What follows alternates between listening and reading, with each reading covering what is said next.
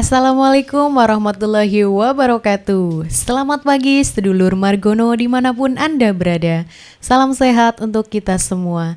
Kembali berjumpa bersama saya Titis Muslimah yang akan menemani sedulur semua dalam podcast kesayangan kita dengan Podcast Mar, podcast kesehatan Margono. Dan tentunya kita kali ini akan membahas tema yang sangat menarik nih sedulur, yaitu tentang gigi berlubang dicabut atau ditambal. Ya, tak kalah menariknya juga dengan narasumber kita yang sangat luar biasa hari ini, dengan beliau Dr. Gigi Ina Permata Dewi, Magister Manajemen, Spesialis Konservasi Gigi. Selamat pagi dokter. Selamat pagi Mbak Titis. Gimana kabarnya hari ini dok? Baik, luar biasa sekali ya pagi ini. Alhamdulillah baik ya dok, sangat cerah dan sangat cantik nih ya dok hari ini ya dok. Iya, tadi tuh saya penasaran nih dok sama spesialis konservasi gigi, boleh dijelaskan nih dok? Ya, konservasi gigi ini merupakan salah satu spesialisasi ya Mbak di bidang kedokteran gigi. Jadi kedokteran gigi ini orang kan taunya dokter gigi cuma satu ya, dokter gigi aja. Tapi sebenarnya dokter gigi itu masih ada spesialisasinya lagi masing-masing. Ada banyak, ada 7 spesialisasi. Oh ternyata ada banyak ya dok. Betul, salah satunya konservasi gigi. Di mana konservasi gigi ini tugasnya untuk kita mempertahankan sebisa mungkin selama mungkin gigi itu di rongga mulut kalau memang sudah ada masalah pada giginya. Contohnya misalnya gigi berlubang gitu, kita sebisa mungkin mempertahankan agar gigi itu tidak dicabut begitu. Oh gitu ya dok, ternyata gigi juga perlu dikonservasi ya dok. Betul. Iya. Berarti sesuai dengan tema kita kali ini akan membahas tentang gigi berlubang nih ya. Nah sedulur semua yang di rumah itu kan pasti penasaran nih dok, sebenarnya gigi berlubang itu apa sih?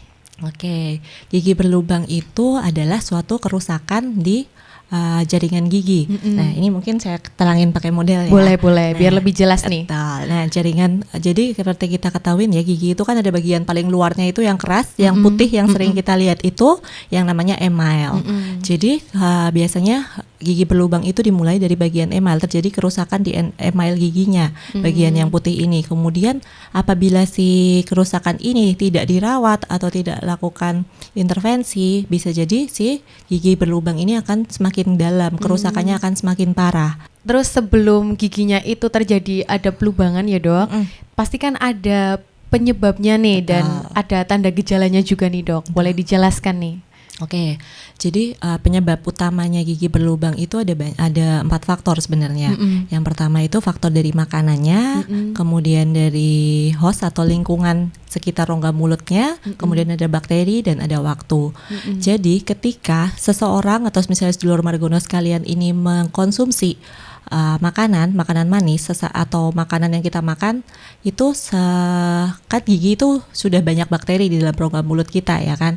Jadi makanan manis itu apabila dibiarkan tidak disikat begitu kemudian akan sering menempel di permukaan gigi. Nah, ketika si makanan manis ini menempel di permukaan gigi, jadi bakteri yang memang ada di rongga mulut itu biasanya akan menempel. Kan ikut makan lah ibaratnya, ikut makan si sisa-sisa makanan itu. Nah, kemudian bakteri ini bisa menghasilkan asam dari hasil makanan manis tadi. Jadi kemampuan bakteri untuk menghasilkan asam ini ya yang nantinya akan merusak permukaan gigi. Betul. Apabila terus-menerus terjadi. Jadi kayak suatu permukaan kita kasih asam, itu biasanya kan akan cepat terkikis atau rusak gitu. Nah, itu terjadi pada gigi kita. Jadi asam yang dihasilkan bakteri itu akan merusak permukaan gigi. Jadi kalau dibiarkan terus-menerus dengan waktu mungkin yang cukup panjang akan menyebabkan kerusakan semakin besar. Oh jadi Gitu. semakin parah ya dok? Semakin parah, betul.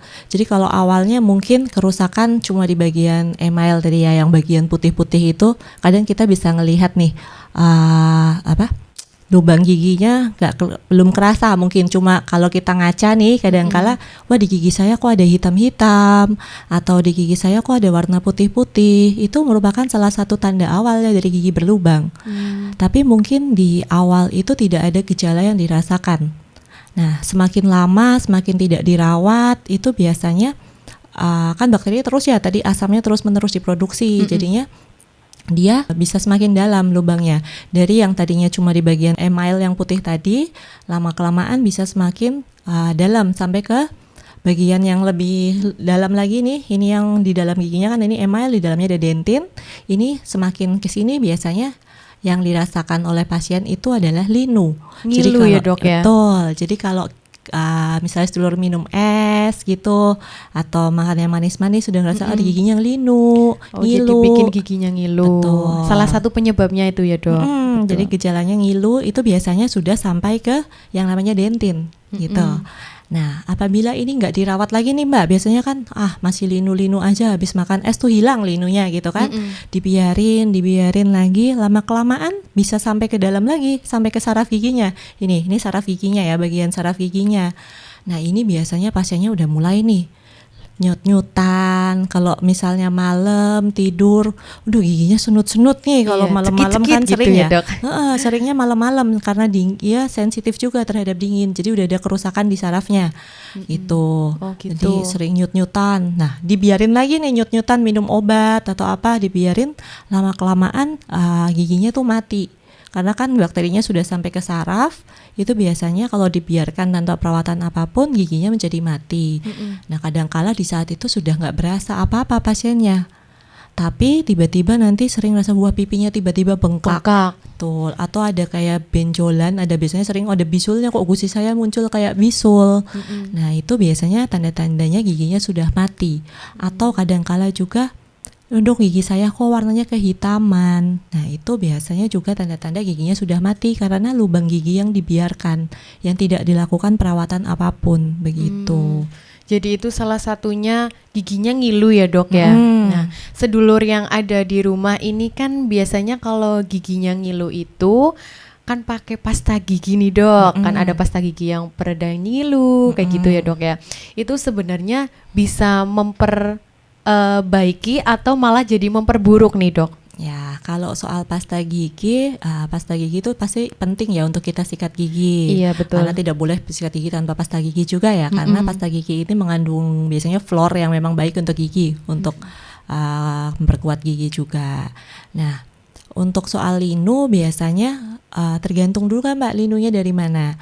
Kalau memang untuk sensitif kadang ada beberapa pasta gigi yang dia mengklaim bisa menyembuhkan mengurangi sensitivitas, mengurangi linunya. Tapi kalau memang linunya asalnya dari tadi lubang gigi, ya untuk sikat gigi sebenarnya tidak bisa memperbaiki, hanya mengurangi saja. Kalau sudah ada lubang segera harus dilakukan intervensi seperti penambalan begitu. Oh jadi gitu ya dok, berarti tidak bisa untuk memperbaiki ya dok? Nggak bisa cuma Mbak. Sesaat aja ya dok? Betul, sama kayak pasta gigi yang lainnya juga ya dok ya?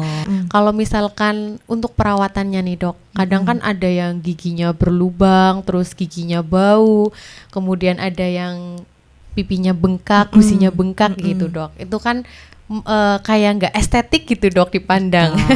Sebenarnya ada perawatannya sendiri nggak sih dok? Ya perawatannya tadi kalau memang giginya sudah berlubang berarti ya Mbak. Kalau giginya sudah ada lubang berarti harus dilakukan penambalan untuk giginya. Jadi ya ini kalau misalnya si lubang giginya ini masih pada bagian email nih, bagian yang putih atau bagian yang dentin yang lebih lunak dari email ini tadi dengan tanda gejalanya masih linu aja, itu bisa biasanya dilakukan penambalan 1 kali kunjungan. Jadi kita bersihkan nanti giginya, kemudian dilakukan penambalan langsung dengan bahan tambal. Jadi nanti bisa mengembalikan bentuk dan fungsi gigi lagi. Tapi kalau misalnya nih tadi lubang giginya tuh udah sampai ke sarafnya nih, yang bagian ruangan sarafnya ini, berarti nanti seringnya tidak bisa langsung ditambal. Harus dilakukan perawatan saluran akar terlebih dahulu. Nah ini nih kerjanya konservasi gigi. Oh iya, gitu. ada perawatan saluran akarnya ya dok? Iya betul. Nah sedulur semuanya ini kan belum paham nih dok, sebenarnya perawatan saluran akar tuh gimana sih dok nih? Bisa dijelaskan buat sedulur semuanya juga nih. Oke, nah jadi perawatan saluran akar itu nanti kita akan merawat bagian akar giginya, saraf giginya. Ya biasanya dokter spesialis konservasi yang akan melakukan perawatan saluran akar ini. Nah biasanya diawali dengan kita melakukan foto ronsen pada pasiennya. Awalnya foto ronsen dulu. Betul. Berarti untuk pemeriksaan penunjang, sama biasanya kita akan melihat nih bentuk akar giginya.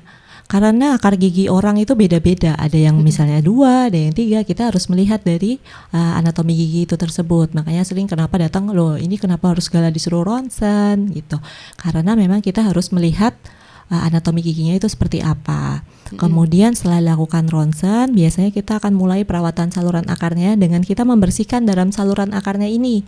Jadi dengan alat-alat khusus, alat-alatnya mungkin ya kalau orang bilang serem sih ya Mbak itu. Iya. Jadi kayak pakai jarum-jarum kecil gitu. Takut ya dok? Iya, kayaknya banyak yang takut. Padahal kalau semakin takut, semakin lama, semakin parah, nanti malah nggak bisa dirawat gitu Iya. kan.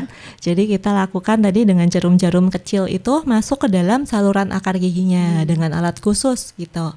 Nah kemudian setelah dibersihkan, nanti kemudian kita kasih suatu bahan ibaratnya untuk mengurangi bakteri yang ada di dalam saraf giginya. Setelah itu baru dilakukan, jadi ini kan ruangannya tadinya isinya saraf nih Mbak. Nah setelah sarafnya diambil atau dibersihkan tadi berarti kan kosong, betul ya. Nah setelah kosong itu nanti kita isi bahan pengisi khusus. Jadi berarti kayak kita tuh mau nambal tapi di dalam saluran akarnya. Gitu. Jadi fungsinya biar saluran akarnya itu tetap steril, tertutup semuanya. Tetap terjaga berarti ya dok. Jadi nggak ada bakteri yang bisa masuk ke dalam sampai ke bawah lagi, sampai ke bawah akar lagi gitu. Nah setelah selesai tadi, tindakan terakhirnya dilakukan penambalan akhir sama. Lakukan penambalan akhir agar bisa mengembalikan fungsi. Penambalannya juga nanti kan tergantung dari tingkat keparahannya atau tingkat hilangnya mahkota giginya. Gitu. Kalau misalnya masih belum terlalu besar bisa cuma dilakukan penambalan biasa. Kalau misalnya kayak gigi depan yang sering udah patah-patah kayak gitu, biasanya nggak cukup dengan penambalan, seringnya harus kita lakukan pemasangan jaket gigi atau mahkota. Mungkin sering dengar ya mahkota yang diselongsongin gitu giginya. Nah itu fungsinya untuk gigi-gigi yang memang sudah misalnya kerusakan strukturnya cukup parah gitu. Nah pada gigi-gigi yang tadi mungkin dibiarin lagi ya Mbak, udah kena sarafnya udah sakit sampai nggak sakit lagi, dibiarin lagi sampai seringnya giginya pecah, kemudian atau sampai bengkak besar. Nah itu biasanya kita lihat lagi apakah struktur, jadi nggak semua gigi juga bisa ditambal atau dilakukan perawatan akar gitu. Kita juga harus lihat struktur giginya cukup atau tidak. Jadi kalau mungkin masih bisa nih lakukan perawatan akar tapi ternyata giginya strukturnya terlalu kecil, nggak bisa ditambal. Nah inilah nanti yang biasanya harus dilakukan pencabutan. Berarti kalau misalkan memang itu giginya bisa ditambal, nanti ditambal ya dok. Kalau sudah parah tingkatnya itu nanti dicabut ya. Betul. Oh iya kayak gitu ya. Terus selanjutnya nih dok, kan sedulur semuanya nih juga penasaran nih dok. Sebenarnya ada nggak sih tips-tipsnya nih dok supaya terhindar dari gigi berlubang, kemudian sakit gigi kayak gitu dok? Tips triknya ya yang jelas adalah menggosok gigi. Itu yang paling bisa dilakukan di sedulur semua di rumah gitu ya. Paling penting, paling mudah, murah untuk dilakukan yaitu dengan menyikat gigi. Nah sikat gigi itu mungkin ya masih banyak orang lakukan apa ya, minimal itu kan harus 2 kali sehari minimal. Kapan ajanya itu yang sering miss mungkin ya Mbak ya. Jadi minimal sikat gigi 2 kali sehari, pagi setelah sarapan dan malam sebelum tidur. Gitu. Jadi waktu menyikat gigi ini juga penting. Nah kenapa sih kalau pagi itu harus setelah sarapan? Karena kan banyak nih kita bangun tidur terus mandi, sikat gigi gitu kan, sekalian biar nggak gugup karena, gitu ya dok. Bener kan udah lo di kamar mandi sikat gigi gitu kan, habis itu sarapan. Nah setelah sarapan itu berarti kan kalau tidak dibersihkan lagi, sisa makanan itu akan terus menempel di permukaan giginya. Jadi plak malah ya dok. Iya, jadi apalagi ditinggal kerja, ditinggal sekolah, nanti kan seharian gitu ya baru pulangnya malam. Ya itu sisa makanan itu yang jadi kesukaan bakteri tadi, jadi dimakan juga oleh si bakteri-bakterinya. Terus kalau mau tidur itu juga penting, jangan sampai ya udah ngantuk banget terus lupa untuk sikat gigi. Seringnya kan gitu ya, kalau malam udah capek, ngantuk, terus lupa kan sikat gigi.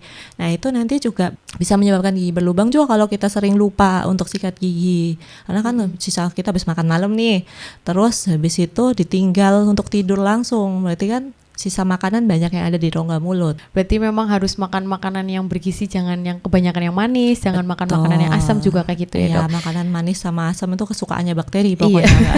Betul. Nah, kalau orang awam itu kadang kan ada yang pakai cara tradisional nih ya, Dok. Kadang ada yang pakai bawang putih itu dikunyah, terus ada yang harus kumur pakai air garam, ada juga yang pakai daun jambu biji gitu, Dok.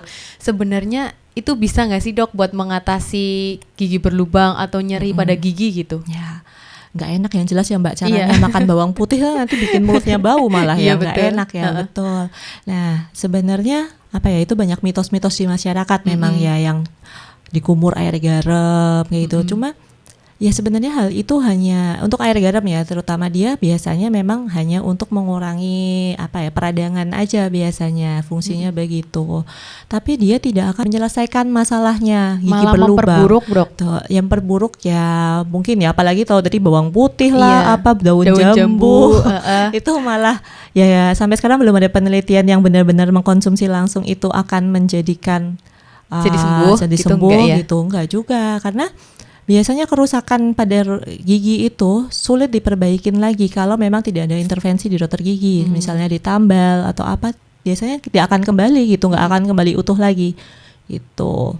Oh, jadi berarti itu mitos ya, sedulur semuanya. Kalau misalkan giginya berlubang dan nyeri itu bisa langsung ini ya, Dok, periksakan aja ke Fasiankes gitu ya, Dok. Fasiankes terdekat atau klinik gigi gitu ya, Dok. Atau bisa juga langsung ke Rumah Sakit Margono Soekario Purwokerto ya, Dok. Sudah ada dokter spesialis konservasi giginya. Bisa ketemu nanti dengan Dokter Ina Permata Dewi.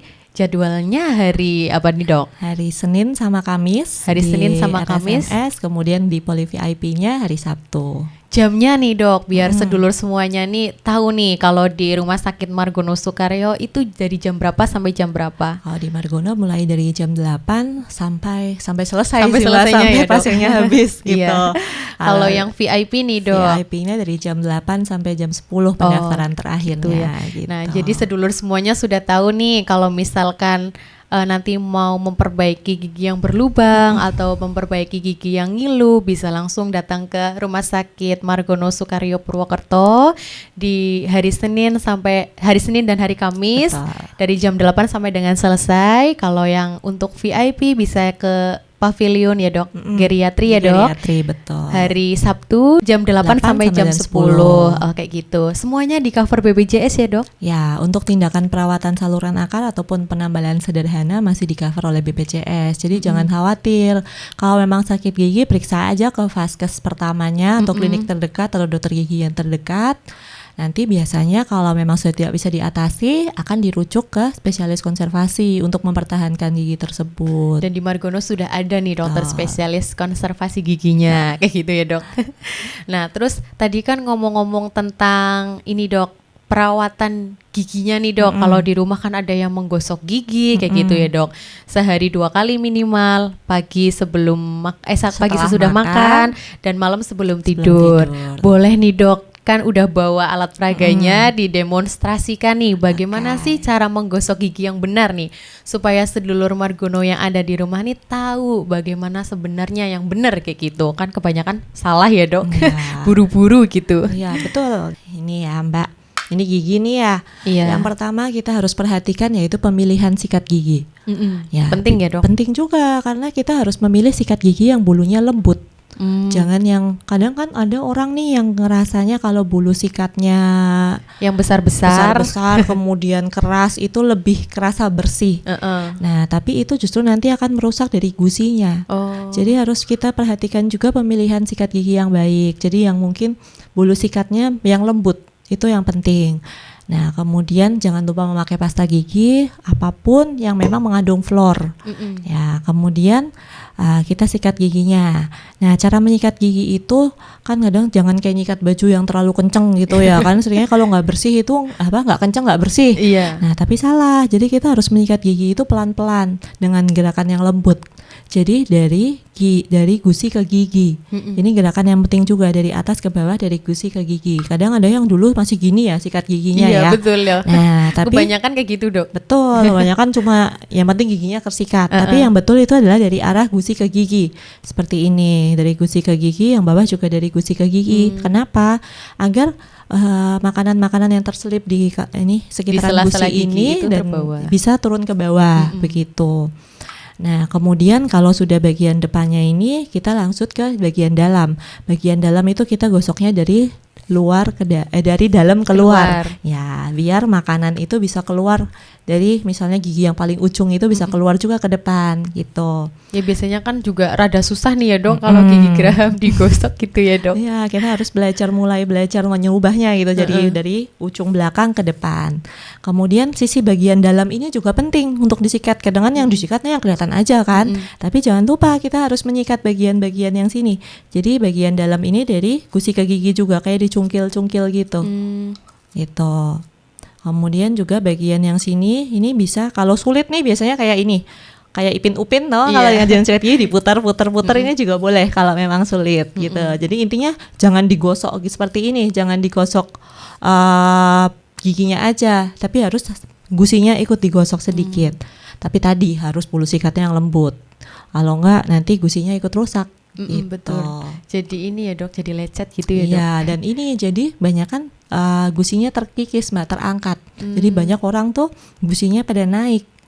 Itu gusinya pada naik, seringnya keluhannya linu karena akar giginya terbuka. Itu akibat penggunaan sikat gigi yang misalnya bulunya terlalu keras, dan cara menyikat giginya tadi yang terlalu keras, yang saya bilang seringnya kayak nyikatin baju yang keras banget gitu. Padahal nggak boleh, itu harusnya dengan bulu sikat yang lembut dan gerakan yang pelan-pelan juga. Yang penting gerakannya benar, ya harusnya sih giginya jadi lebih bersih. Begitu. Oh gitu ya, Dok.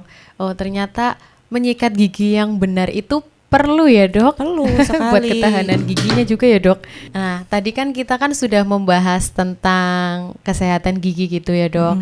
Jadi sedulur semuanya, kesehatan gigi itu perlu. Kita perlu periksa gigi itu 6 bulan sekali ya, Dok. Betul. Terus makan makanan yang bergizi, mengurangi makanan yang manis, mengurangi makanan yang asam juga, kayak gitu ya.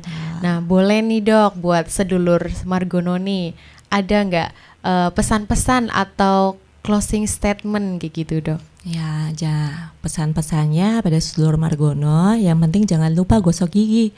Tadi 2 kali sehari, pagi setelah makan, kemudian malam sebelum tidur. Dan tadi jangan lupa kurangin makanan-makanan yang memang manis, kemudian lengket, asam, itu cukup dikurangin. Kemudian perbanyak makanan-makanan bergizi seperti buah-buahan, sayur yang memang mengandung serat. Dan juga banyak minum air putih.